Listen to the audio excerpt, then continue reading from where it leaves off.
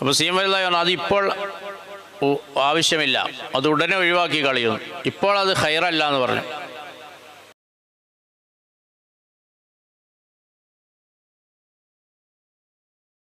രണ്ട് സഹോദരന്മാർ electric KCBയിൽ work ചെയ്യുന്ന ആളുകളായിരുന്നു.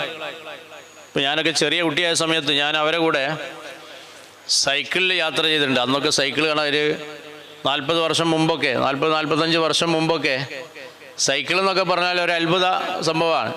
അതിൽ കയറാൻ നമുക്ക് പൂതിയാവും.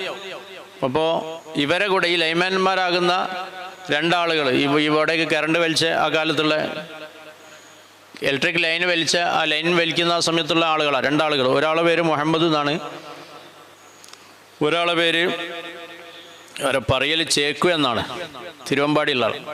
അപ്പോൾ ഈ രണ്ട് ആളുകൾ സൈക്കിള്, അന്ന് അവർക്ക് സൈക്കിളാണ്, വീട്ടിൽ നിന്ന് സൈക്കിൾ മേലെ യാത്ര ചെയ്തവർ, സാധാരണ സൈക്കിള്. ഇപ്പോൾ സൈക്കിൾ എന്ന് പറഞ്ഞാൽ മോട്ടോർ സൈക്കിൾ എന്നാണ്, അല്ല സാധാരണ നമ്മൾ കാലുകൊണ്ട് ഇങ്ങനെ ചവിട്ടുന്ന സൈക്കിള്. അപ്പോൾ ഈ സൈക്കിൾ മേലെ ഞാനൊക്കെ ചെറുപ്പത്തിൽ യാത്ര ചെയ്തു അവരെ കൂടെ. അപ്പോൾ എന്നിട്ട് അവർ അല്പം കൂടി ഉഷാറായ സമയത്ത് വർക്കുകളൊക്കെ കിട്ടി അവരൊരു ബുള്ളറ്റ് വാങ്ങി. അവർ പിന്നെ അവരുടെ കൂടെ വർക്ക് ചെയ്യുന്ന ഒരാൾ സീമലിതായ ഒരു നല്ല ബന്ധമാണ്. അപ്പോൾ ഈ മുഹമ്മദ് എന്ന ആളും ചേക്കു എന്ന് പറയുന്ന ആളും നേരെ ബുള്ളറ്റുമായി സീമലുല്ലാൻ്റെ അടുത്ത് പോയി. അവിടെ ചെന്നിട്ട് പറഞ്ഞു, ഞങ്ങൾ രണ്ടുപേരും കൂടെ ഒരു ബുള്ളറ്റ് വാങ്ങിയിട്ടുണ്ട്. പഴയ കാലത്ത് ബുള്ളറ്റ് എന്ന് ഭയങ്കര ശബ്ദമുള്ള സൈസ് ബുള്ളറ്റാണ്. എന്നിട്ട് അത് വാങ്ങി സീമലുല്ലാൻ്റെ അടുത്ത് പോയി. സീമലുല്ലാ ഇടിയങ്ങരുണ്ട്, അവിടെ ചെന്ന് അവിടുന്ന് പറഞ്ഞു, അങ്ങനെ ഞങ്ങൾ ഒരു വാഹനം വാങ്ങിയിട്ടുണ്ട്. എന്താ വാങ്ങിയത്? ഒരു ബുള്ളറ്റ് മോട്ടോർ സൈക്കിളാണെന്ന് പറഞ്ഞു.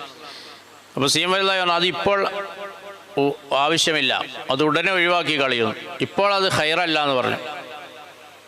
അപ്പോൾ ഇവർ ചർച്ച ചെയ്ത്, നമ്മളൊരുപാട് കാലമായില്ലേ ഇത് വാങ്ങണം, ഇത് നമുക്കൊരു ബൈക്ക് ഉണ്ടാവണം, അല്ലെങ്കിൽ ഒരു ബുള്ളറ്റ്, ഒരു മോട്ടോർ സൈക്കിൾ വാങ്ങണം എന്നുള്ള ഒരുപാട് കാലത്തെ നമ്മളൊരു അഭിലാഷമാണ്. അപ്പം അതുകൊണ്ട് മുമ്പരത് വേണ്ടെന്നാണ് പറഞ്ഞത്, നമ്മളത് ഒഴിവാക്കണ്ട, എന്തായാലും നമ്മൾക്ക് അത് ഉപയോഗിക്കാം എന്ന് പറഞ്ഞ് അവരെന്ത് ചെയ്തു, അവരത് നിലനിർത്തി. സീമലുല്ലാഹി പറഞ്ഞു ഇപ്പോൾ അത് ഖൈറല്ല, ഉടനെ ഒഴിവാക്കി കളയും, അത് ബുദ്ധിമുട്ടാണ്, അത് ഒഴിവാക്കണം എന്ന് പറഞ്ഞു. അവരെന്ത് ചെയ്തു, അതായത് ഇതിനെ നിസ്സാരമാക്കി, അത് പ്രശ്നമല്ല, അത് നമുക്ക് ഉപയോഗിക്കാമെന്ന് പറഞ്ഞു. അങ്ങനെ 15 ദിവസം കഴിഞ്ഞു. 15ാമത്തെ ദിവസം കുന്നമംഗലത്ത് നിന്ന് ഇങ്ങോട്ട് വരുന്ന ആ ഒരു വളവുണ്ടല്ലോ, ആ വളവിൽ ഒരു സൂപ്പർ ഫാസ്റ്റുമായിട്ട് ആക്സിഡൻ്റ് ആവുകയാണ്. ആ സൂപ്പർ ഫാസ്റ്റ് എന്ന് പറയുന്ന സൂപ്പർ എക്സ്പ്രസ്, ബാംഗ്ലൂർ വണ്ടിയൊക്കെ ഇല്ല, പച്ച കളറുള്ള ബസ്, ആ വണ്ടിയുടെ അടിയിൽ കുടുങ്ങി. അതിൽ ഒരാൾ ആ സ്പോട്ടിൽ തന്നെ മരണപ്പെട്ടു പോയി. ലാസ്റ്റ് മുഹമ്മദ് എന്ന ആൾ ബാക്കിയായി. അദ്ദേഹത്തിന് തലക്ക് പരിക്ക് പറ്റി, മാനസികമായുള്ള ലെവല് തെറ്റിപ്പോയി. അങ്ങനെ കുറഞ്ഞ 2 വർഷം അദ്ദേഹം അങ്ങനെ മാനസിക രോഗിയായി ജീവിച്ചു. അവസാനം അദ്ദേഹം ട്രെയിനോ മറ്റോ ചാടി, കോഴിക്കോട് പോയിട്ട് ട്രെയിന് ചാടി ജീവൻ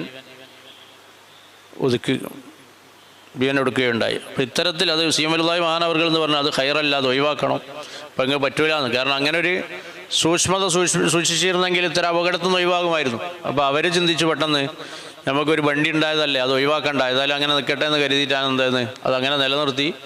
അങ്ങനെ ഇവിടെ കുന്നമംഗലത്തിനടുത്ത് വെച്ച് ആക്സിഡൻ്റ് ആവുകയും അതിലൂടെ അവർക്ക് ഒരാൾ ആ സ്പോട്ടിൽ വെച്ച് മരിക്കുകയും ഒരാൾ 2 വർഷത്തിന് ശേഷം അങ്ങനെ മാനസിക രോഗിയായ രൂപത്തിൽ മരണപ്പെടുകയുണ്ട്.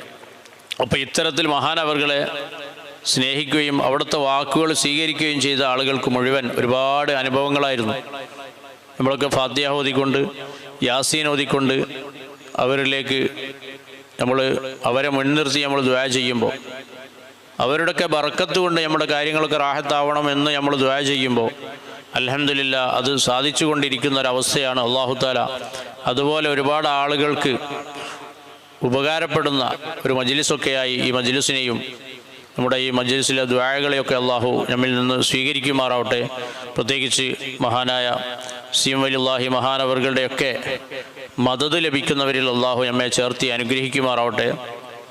ഇന്നും ഇന്നലെയൊക്കെ എത്രയോ ആളുകൾ സീമലുല്ലാഹി മഹാനവർകളെ സ്വപ്നത്തിൽ കണ്ട് എന്നൊക്കെ അറിയിച്ചുകൊണ്ടിരിക്കുന്നുണ്ട്. മുത്തുനബി സല്ലല്ലാഹു അലൈഹി വസല്ലം തങ്ങളെയും സീമലുല്ലാഹി മഹാനവർകളെയൊക്കെ സ്വപ്നത്തിൽ കാണാൻ ആഗ്രഹിക്കുന്നവർക്കൊക്കെ അള്ളാഹു തൗഫീഖ് നൽകുമാറാവട്ടെ. അതിന് ഭാഗ്യം ലഭിച്ചവർക്ക് ഇനിയും ആ ഭാഗ്യം അള്ളാഹു നിലനിർത്തി തരുമാറാവട്ടെ. ഇത്തരം മഹാന്മാരെ സ്നേഹിക്കാനും അവർ കാണിച്ചു തന്ന മാർഗം പിന്തുടർന്നുകൊണ്ട് ജീവിച്ച് വിജയിക്കാനും അള്ളാഹു തൗഫീഖ് നൽകുമാറാവട്ടെ.